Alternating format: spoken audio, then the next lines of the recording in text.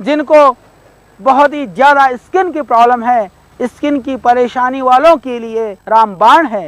यदि किसी भी तरह की भयानक चर्म रोग की स्थिति होती है, यदि बहुत खाज है, खुजली है, एक्जिमा है, चंबल है, किसी भी तरह की भयानक एक्जिमा के लिए सोराइसिस में मैंने ऐसे ऐसे रोगी देखे हैं जिनके पूरे शरीर के अंदर एक पपड़ी जमनी शुरू हो जाती है, भयानक स्थिति हो जाती है। और एलोपैथिक में पूरी दुनिया के अंदर उस चीज़ के लिए कोई औषधि नहीं है।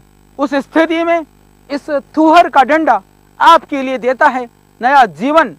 आप सब जगह से हताश और निराश हो चुके हैं, तो आप डंडा थूहर का तेल बना करके आप उस तेल को पका करके फिर आप लगाइए अपने शरीर पर, अपने एक्जिमा पर, अपने सोराइसिस पर। सोराइसिस जैसी भयानक रोग में यदि आप इसके तेल का मालिश करते हैं, शुद्ध इस थूहर का तेल का निर्माण करके अपने स्किन पर लगाएंगे, तो आप देखेंगे मात्र 7-8 दिनों में चर्म का जो रोग है और जो चमड़ी का जो कलर है वह परिवर्तन होना प्रारंभ हो जाएगा। और आप देखेंगे आपके मुरझे हुए चेहरे पर मुस्कान आ जाएगी।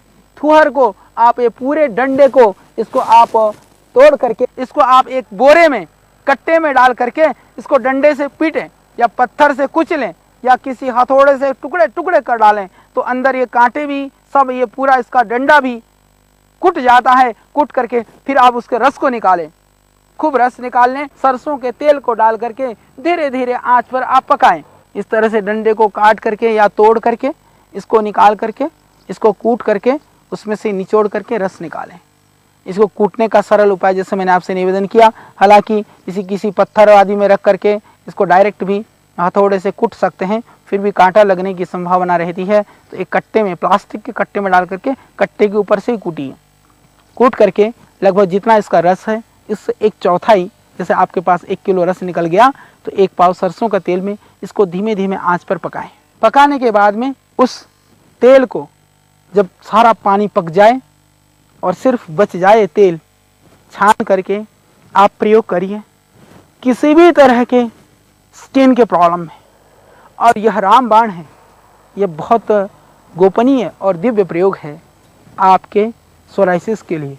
मैंने देखा है उन बहनों को जो बेचारी अभी गृहस्थ आश्रम में जाने के योग्य होते हुए भी सिर्फ इस एक्जिमा जैसे इन चर्म रोगों की वजह से शादी से वंचित हैं। उन भाइयों को हमने देखा है गर्मी में भी ऑफिस में जाने पर सोराइसिस के वजह से पहनते हैं लंबी बाजू वाले कमीज और कपड़ों को। उन सब के लिए यह एक तरह से नया जीवन देने वाला पौधा है। यह बहुत गोपनीय और दिव्य प्रयोग है आपके सोराइसिस के लिए।